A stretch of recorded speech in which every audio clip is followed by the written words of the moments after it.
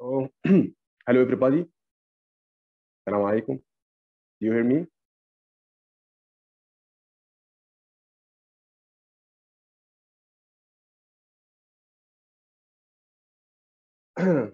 Okay. Dr. Nourhan with us. Dr. Nourhan.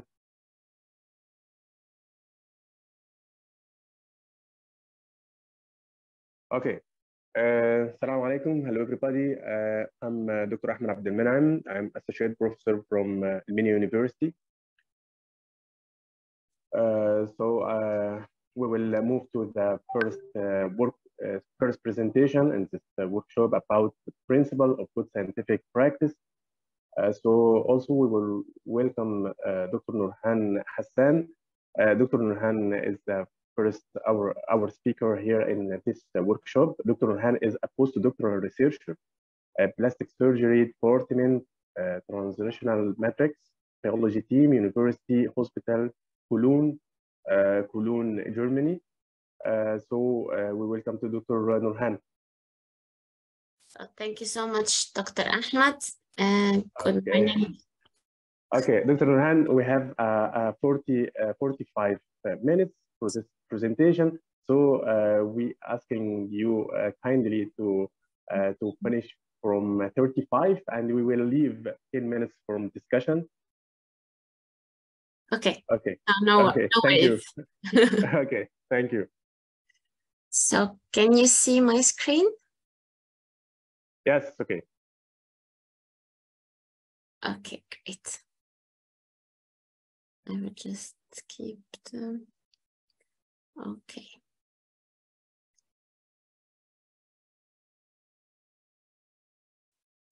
Okay, so good morning everyone. So I will just ask you kindly to interact in some way during the session. So I will ask you some questions and we can just have some conversation even in the chat. Okay, so good scientific practice. So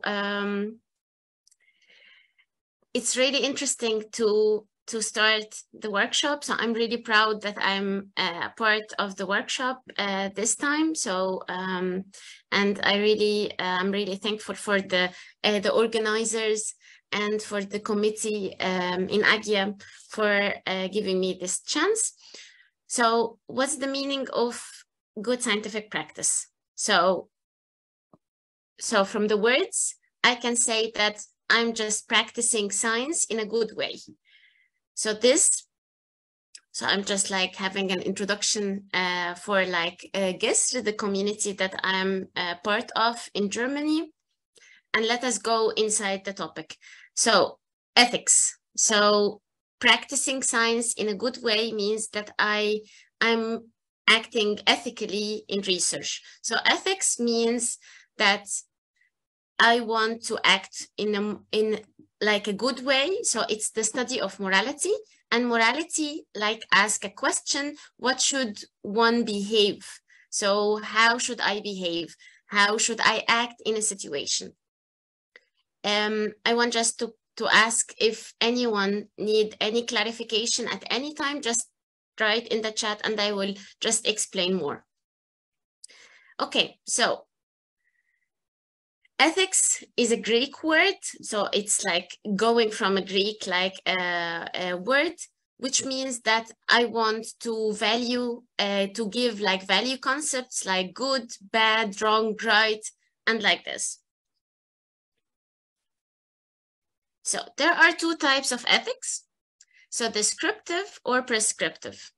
So the descriptive means that how the culture or the society believe that someone should behave in a correct way. So it's how the society says that this is bad, this is good, like this.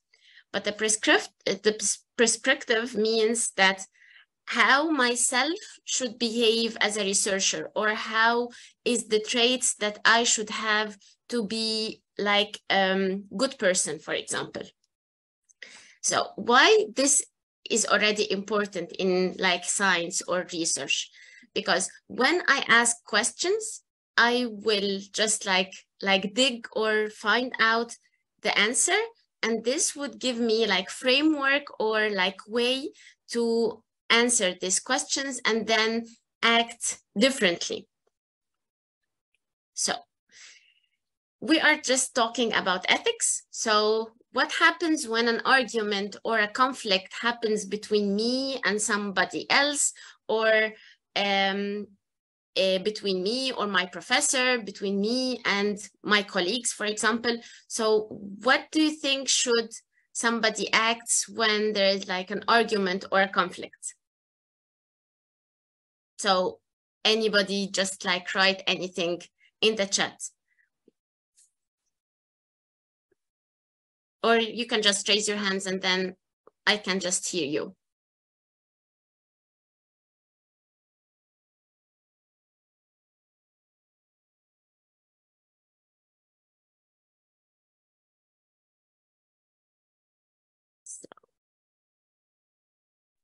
So Doctor, please, yeah. we will make that presentation as interactive presentation, or you leave the questions for the end at the end because of time, because we have 145 persons here. So it would be better. Okay, no worries. Okay, so everybody please make these questions, your questions at the end, and you can write it on the chat, okay. And I'll go through them, and I'll ask Dr. Nourhan about them, because we have a limited time, please. Okay. Thank you, Doctor. Thank you. So just to read what you wrote. So someone wrote that do not like act angrily in like argument or conflict. It's correct. And just discuss together how to share our experience. That's also correct, but from the beginning, to act with the argument or with the conflict, we just go back to the original principle, or what's correct for all of us. And then afterwards, we just discuss these principles together, and then we can just have like a decision by the end to solve this argument or this conflict. So our like we just go back first to the original principle, and then we would just act or behave without going angry, or just like sharing in a proper way our experience or whatever to solve this argument.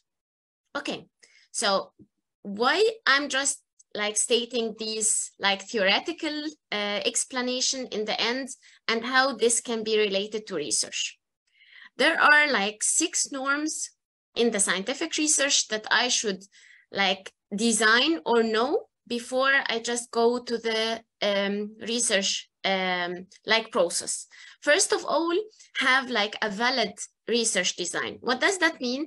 That I should relate my research to the theories that are already published, the methods that I know or my team know, and also have like some like proposed or like suggested findings that is reliable to the society or to the research field. The second, the researchers. So the researchers should be compatible or should be capable of carrying the procedures. That means that I cannot work in the medical field, for example, and I can just bring someone who is working in the economics to work in this research. So the backgrounds and the experiences are not fitting together. So it's very important that the researchers are capable of carrying the procedure, and this is already a very important part in most of the grants, to give some justification and clarification that the researchers are capable already to carry out the procedures. Third, identification of consequences. So I know the risks and the benefits that I would have from this research, and I should know how to act properly to maximize the benefits and minimize the risks.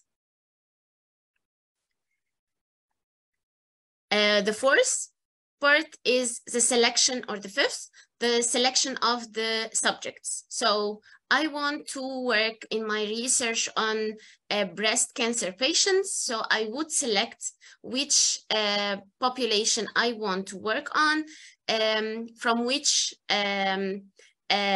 stage or from which grade I want to work in this disease.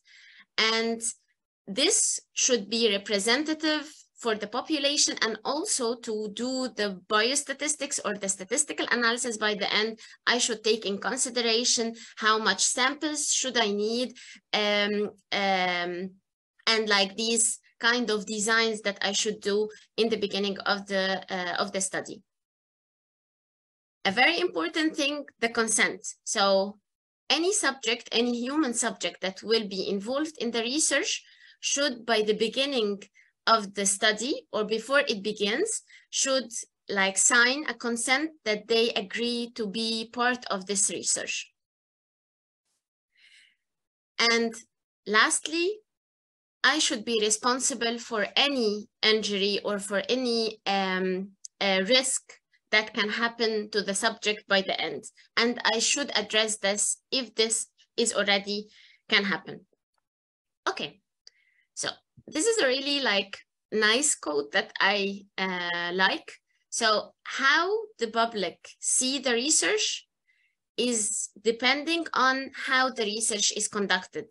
That means that whenever we have the good ethics and the good scientific practice in doing our research, the public people would respect and would give focus on the products that we have from our research or the productivity that we can do.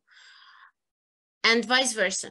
Whenever we are not doing well in the research, it wouldn't be very important for the public to be like knowing about it or having more insights for it. So why I'm just talking about research ethics? So I'm already a good person. So why should I worry about research ethics? Let me just like clarify that we are not talking now about bad people who are doing bad or evil like things. We are all good people, but we are imperfect.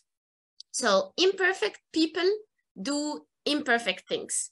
And this imperfectionism is because of like several reasons. It can be, for example, like it's socially accepted.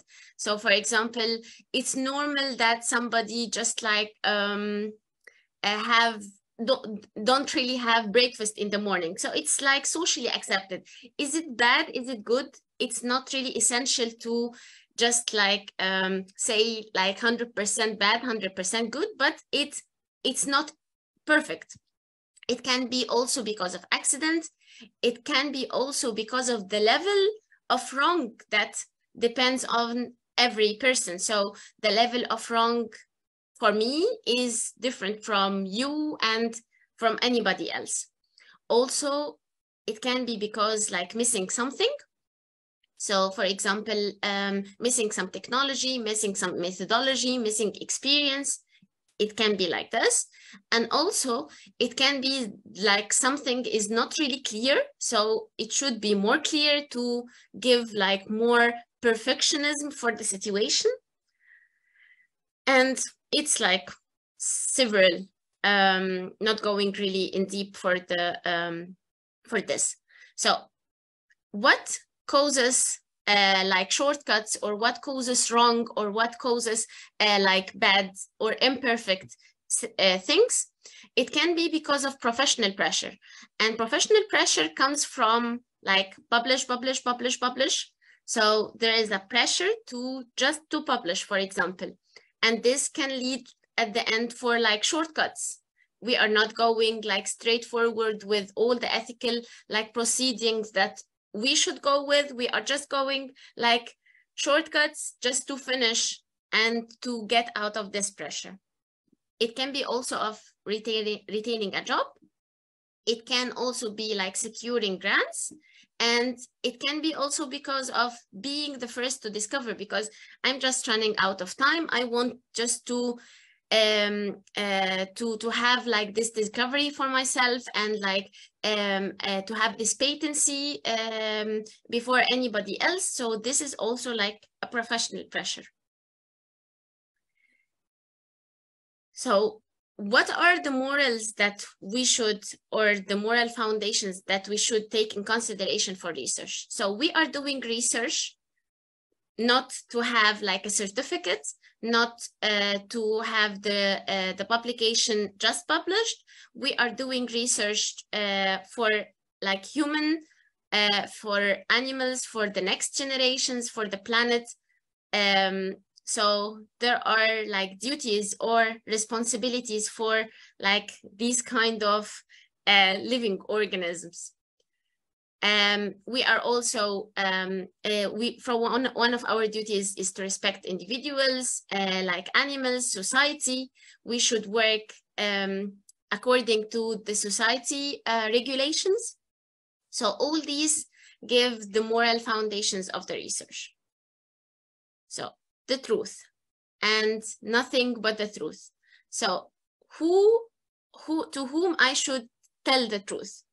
So for the public first, so the public should know the research beyond, and why we are doing like some sort of research like this. For example, in Egypt, for example, there is a very big project which is the Egyptian whole genome project, and it's already stated to the public, and they know why we are doing like some sort of research like this, and it's really clear for them how it's going on.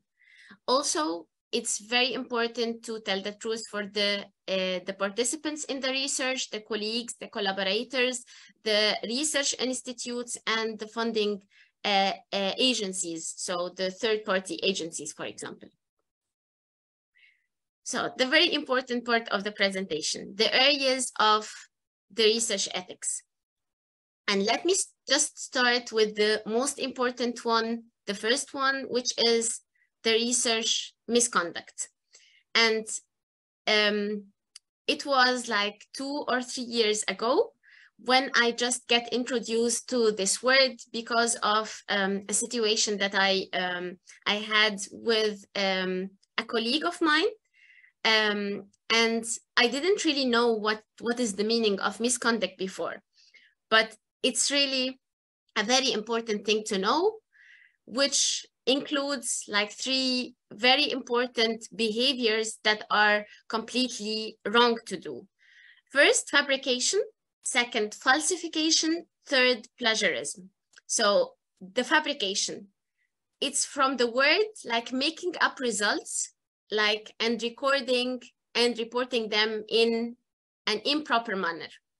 So it's not like giving a false thing other than fabricating it. So it's like as if we are manipulating or changing or enhancing to make it better.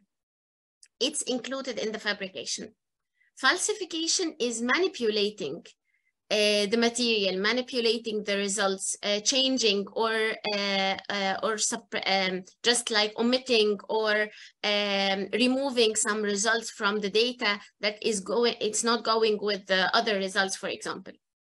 Plagiarism, which is the thing that we easily know, it's taking like some like ideas. It's not like copy and paste words or copy and paste phrases, other than also like taking ideas, taking methodologies, taking results, processes from someone without giving appreciation to him. And it's already like, we know that copy and paste is also including in the plagiarism. So whenever we are just like writing anything, we should take all the ideas and write them by ourselves, like rephrasing the words, and also appreciate and cite the person who already I have the ideas from. And all what I'm saying doesn't include honest errors and different opinions. So what does that mean? So for example, when I'm working on the Western plot, and I have like several photos. For example, the first one is for the protein of interest, the second one is for the housekeeping protein, and I just aligned them. And I had too many gels that I have, and then I messed up. I just put the housekeeping of the second gel with the housekeeping of the first gel, for example. So this is considered like an error or a mistake. So it's not going with the falsification because I'm not intending to doing it. And when somebody just like highlight that this is wrong, or you just want to like change anything, it's going to the way that it's not intending to do it wrong. It's only like a mistake or an error. Okay, so examples for the research misconduct, as I said, like image manipulation, like bettering or making it better, or just, for example, just highlighting it, or just like removing any shadows that it can be like occurring or whatever. Data fabrication or falsification, as I said, data omission or suppression, or plagiarism. Okay, going to the second issue, the collaboration. So any research will be conducted in any ways from a collaboration, from working in a group, from like having some people working together. So what are kind of ethical issues that should be addressed from the collaboration? Like, first of all, authorship. Second of all is like patency or intellectual property. So this is an example that I will just go very quickly in it. So these are collaborators that are working in a project, and they have conducted like some research work, and they are reporting this in a manuscript to be submitted for a publication. And what we can do now is to think about who can be author, who can be acknowledged, and which to like or how to order them. First of all, the lab chef. So the one who are hosting the project in the lab, the boss, who is responsible for the design of the experiment, the analysis, the interpretation, the revision, whatever. So he is the supervisor.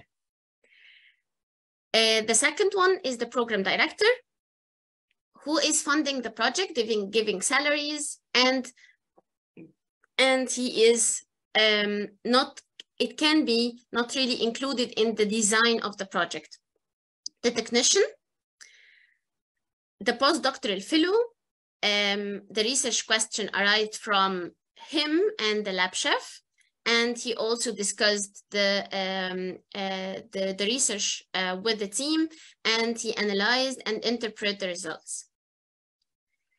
A graduate student who contributed in the design of the experiment, conducted the experiment, did the analysis, the interpretation, wrote the first draft, edited several versions.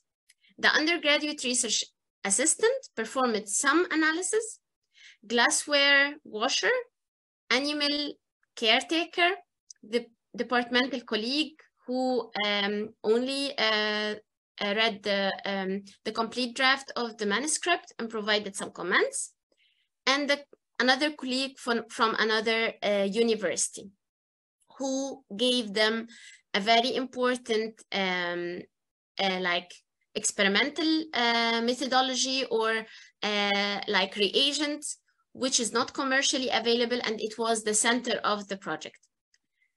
Okay, so going back, so the lab chef should be the last name. So he is the last name on this like manuscript who hosted the project. The lab director should be acknowledged. The technician should be acknowledged. The postdoctoral fellow can be wherever in between, so the names in between. The graduate student should be the first name because he did most of the work, and we can see that he already is the one who wrote the first draft, and that means that this project can be, for example, his master or PhD thesis. The undergraduate research assistant can be in between, so the second, the third, the fourth, whatever. The glassware washer, the animal caretaker, acknowledged. The departmental colleague and a colleague from another university, in between. So the first name is the student or the one who did most of the work, and this is the first author. And the first authorship can also be like distributed on like several people. So for example, it can be that 3 students worked equally on the project and they can share the first authorship, for example. But in this case, the graduate student is the first author and the other is in between, and the last one is the lab chef, and any other one who helped and worked in the project can be acknowledged by the end. The second example, or the second questions that we should ask for, the accessibility of the data. So who owns the data? Who can make use for it in the future? So this is a very important question that I should ask. So my PhD thesis is not only mine. So I worked in my PhD, yes, but the work is, and the data is for all the authors or for the collaborators that are in the project. Can the lab notes be taken offsite? Can I just take the lab note outside the lab? It's not ethically to do it. The lab note should be always inside the lab, and I should report everything I do every day in the lab notes and the lab report. What are the responsibilities of the lab workers and the lab assistants in documenting the lab work? So these are questions that should be asked beforehand, like before the study begins, just to clarify everything and everything goes smoothly and ethically in the process.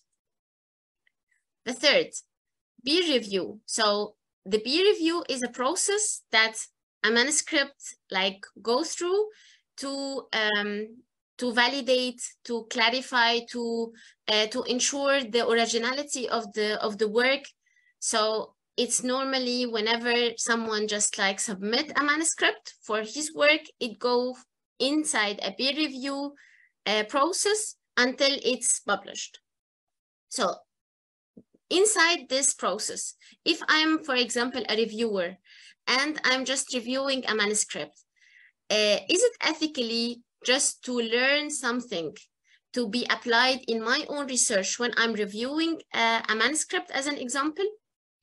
And also it's very important, how can I just protect my my ideas, or like have for example a patency or an intellectual property when my manuscript is being reviewed? So how I protect myself and protect my ideas inside the reviewing process. Okay, so going the fourth issue, the conflict of interest. What does that mean? Conflict of interest means that I want something that doesn't match and doesn't go with someone else or someone interest, or the professional obligation is just like going in another direction. Examples for this. For example, being paid to say something that is untrue. Also, just like when I know that when I am very positive saying something about, like, for example, a third-party agency or like a grant, I know that saying very positive words would let them give me more grants in the future. So this is conflict of interest.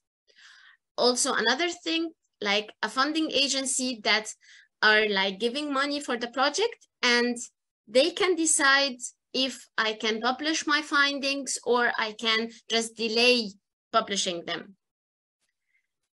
Another thing or another obligation that I'm just doing 2 or more like duties for different parties at the same time, just like research in one party and teaching in another party, for example. This can be some sort of conflict of interest. Another thing is just like the field of research. So this is a very important thing. So we are just like saying or talking about research ethics or scientific misconduct, and we are not talking about the fields of research that are still having some ethical issues. For example, the stem cell research as itself or as a field have like its own ethical issues that should be discussed in a way. And also the dual use biological agents, for example. Another thing that's really important to take in consideration in research is using animals. So we should address or ask some questions before I just go and say, I will just work with rats or with mice or whatever in my research. Why I would use like these animals in the research? What are the arguments or who is for and who is against? And what are the limitations and what are the regulations that I should know before like working with animals? And I would just like highlight that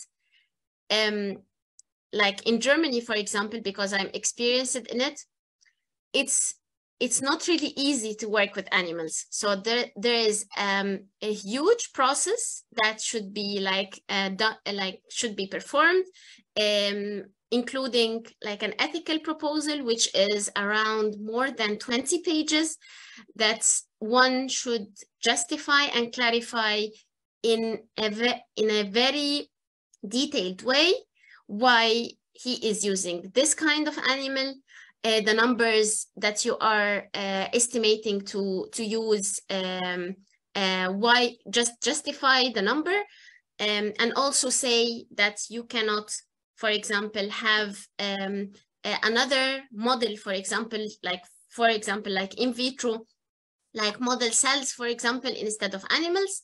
And how would you treat the animals? How would you kill them by the end, for example, and how you will monitor their behavior in the project? So it's not really easy to just decide to work with animals and that's it. And also to be honest, on the research way, treating animals, for example, if the temperature is not really favorable for them, do not expect the biological mechanisms and the biological system to work properly or to give you the same results if they are in a favorable conditions.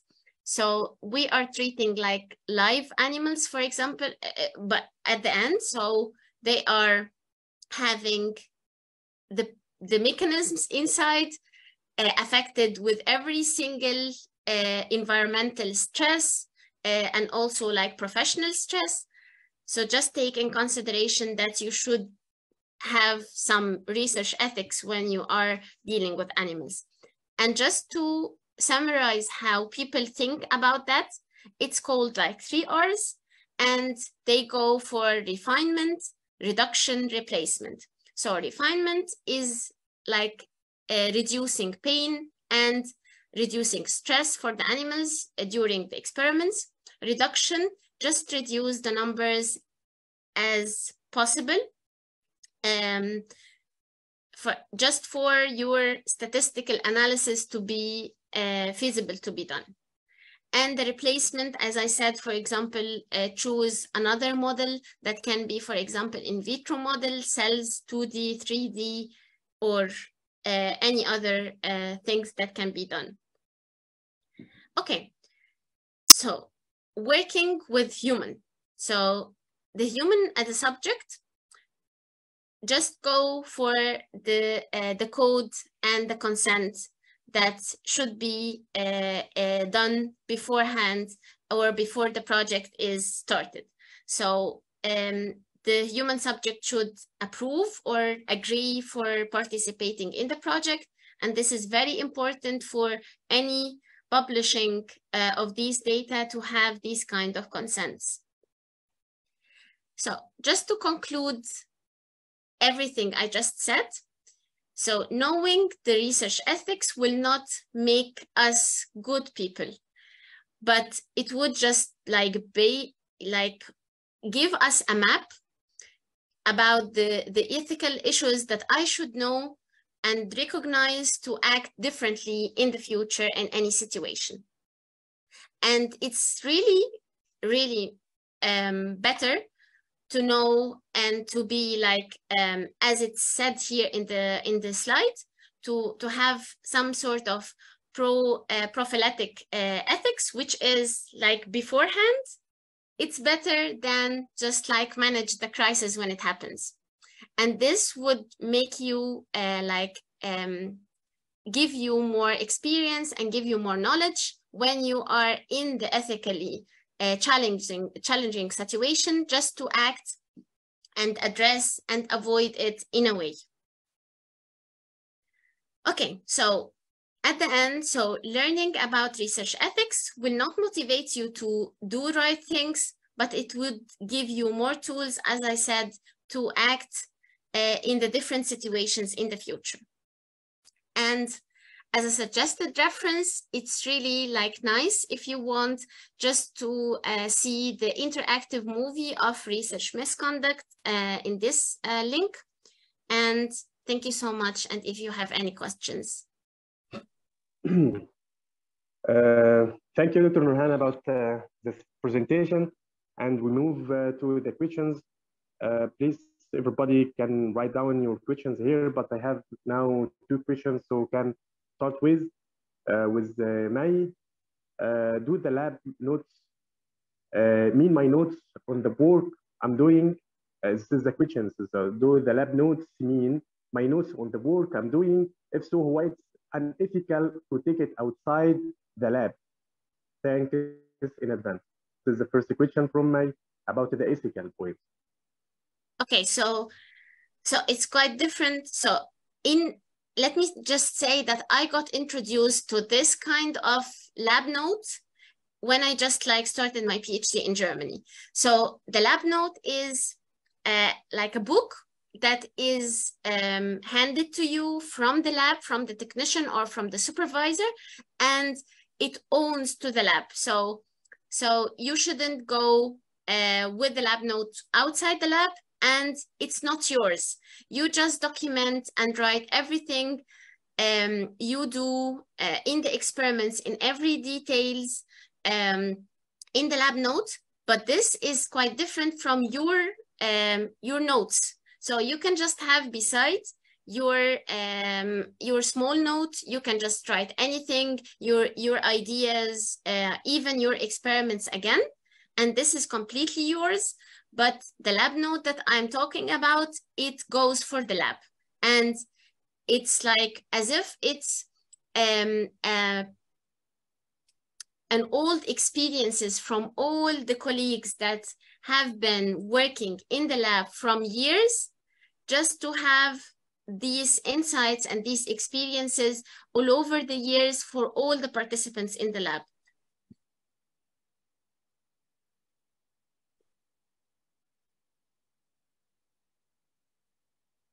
Okay, another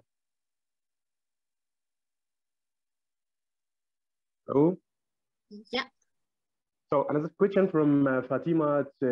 It talk about, should we work on filling the research gaps to get the complete knowledge of something which could either lead to an impactful results or nothing? Or should we just work in paths that we surely know that are going to solve a problem? Okay, so this is a very good question. So this depends on, to be honest, on the person. So how do you want to integrate in the research or in doing research? So somebody just like want to just to go with like the previous experiences, just do for example, the same experiments in another model or in another way as they are doing in the lab. Or it can be also like filling the gaps, but whatever, I can just say that whatever you do, and it's really like honestly, and you are doing it in a kind of perfect way, it would be kind of collaboration and a contribution. So even if you are just like filling a very, very, very small gap, you are just doing contribution. So this gap would be filled with another person, and then it's completely filled by both of you, for example. So just do what you feel it's like worth to do. So don't do research just to have like a postgraduate certificate, master's or PhD. Do research just to integrate and contribute in somehow in the research process. Okay, thank you, Doctor. Here is a sad story with the ethical point of view from Nihal. I'm undergrad students and research leader working on review article. I was with my team for beginning at the end. Finally, I sent the review for a supervisor to publish it, who wrote his name, the first one, and publish it. What can I do to become the first? So it's away from ethical point we're talking about. So this is a question here from Nihal. Okay, so I'm really sorry to hear this. This is a very like critical situation, to be honest. So let me just say that what I was saying in the presentation is like the best way to handle the research between the collaborators. But it's not always the case. So now you just lost your chance to be the first author, unfortunately.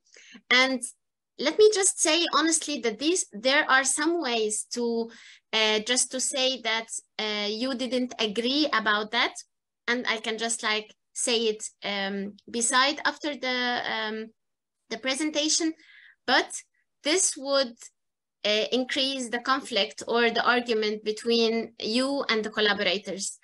So if I were you, I would just know the person, and just afterwards, if there is any work that in the future we will do together, just clarify this in the beginning, and just like have like a deal together that who would be written in any position. So who would be the first and who would be the last name.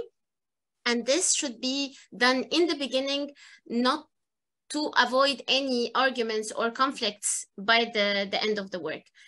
Yeah, so this is only the recommendation that I can say. Yeah. Dr. Ahmed. Yes, as I told you, it's a sad story, and we face it every time. So we are sorry, Nihal, about this. So back to here a good question from May again. Does the conflict of interest include working in a company as R&D specialist while being a research assistant in an institution and conducting scientific research there? The fields aren't aligned with each other. So she talked about the conflict of interest from R&D, I think. Yeah. So if the fields are so if there is no like there is no integrating between the fields, so it's not so the first work is not affecting the second in any ways. So I cannot say that this is a conflict of interest, but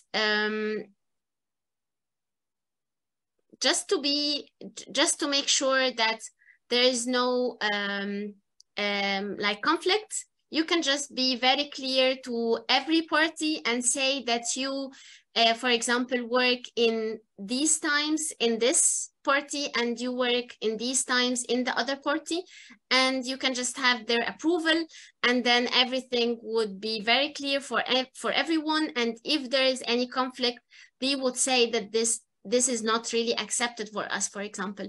So what's really important in research or in work generally, to be very clear for everyone in the process, for the colleagues, for the supervisor, for the institute, about everything you are just doing, you are planning to do, you are thinking of. And this would avoid too much arguments and conflicts in the process of working or in the process of research, like afterwards. Okay, so we have two last questions. So I'm taking fastly, please. I don't know the name. Hiba. I don't know. Isn't that step should be done in the, I don't know about the step, third or fourth stage of under trial period of research? I mean, dealing with a human subject on the research. I don't know.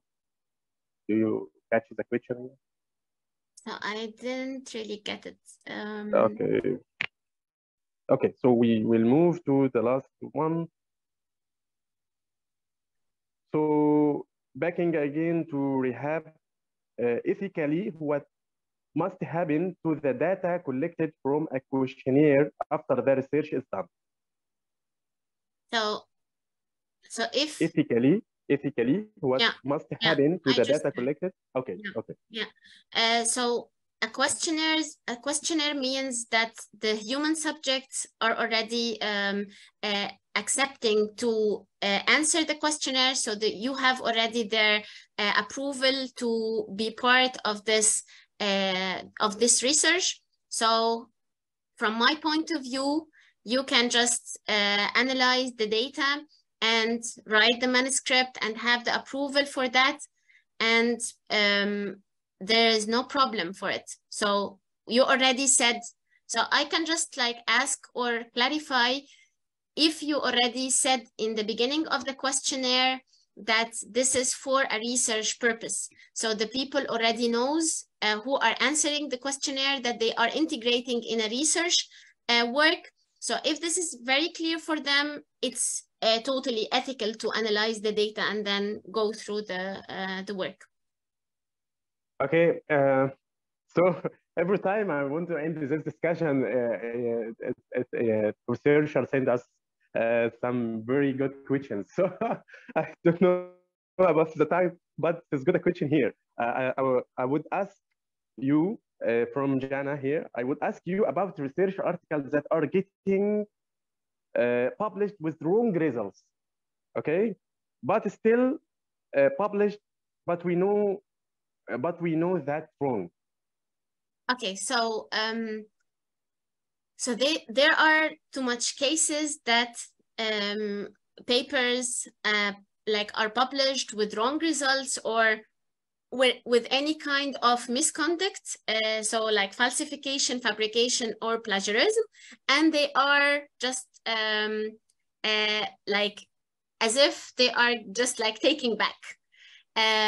So these are already there, and I think from the references, so here in the second link in the reiterationwatch.com, you can just go and see how much cases happened for papers and publications that are already published and then are just like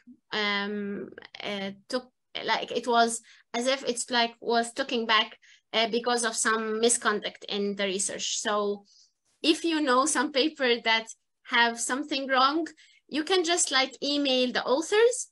So this is the first like step that you can do.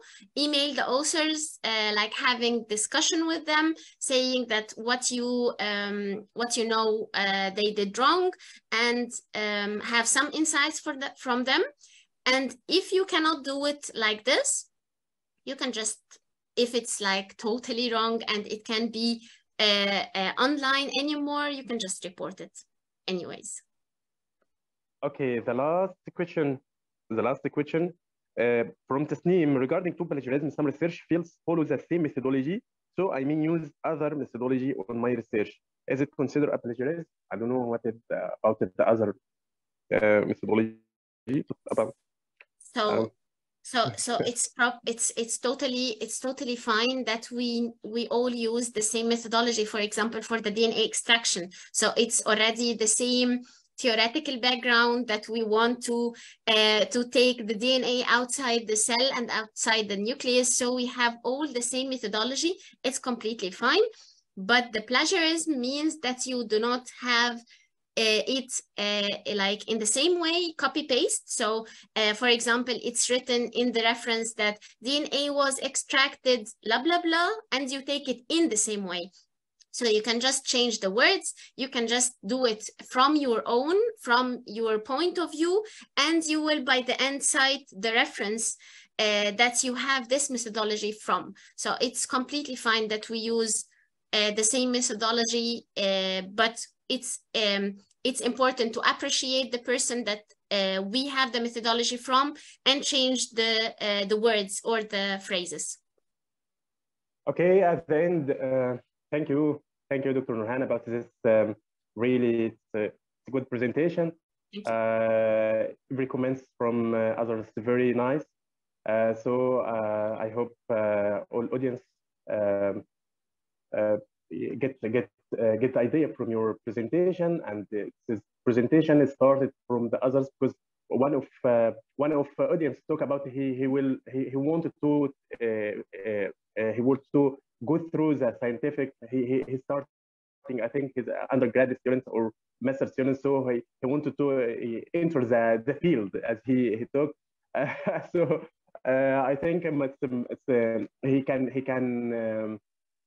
he can go through this presentation. It will be very nice. I think they will upload it on the internet, so you can ask others.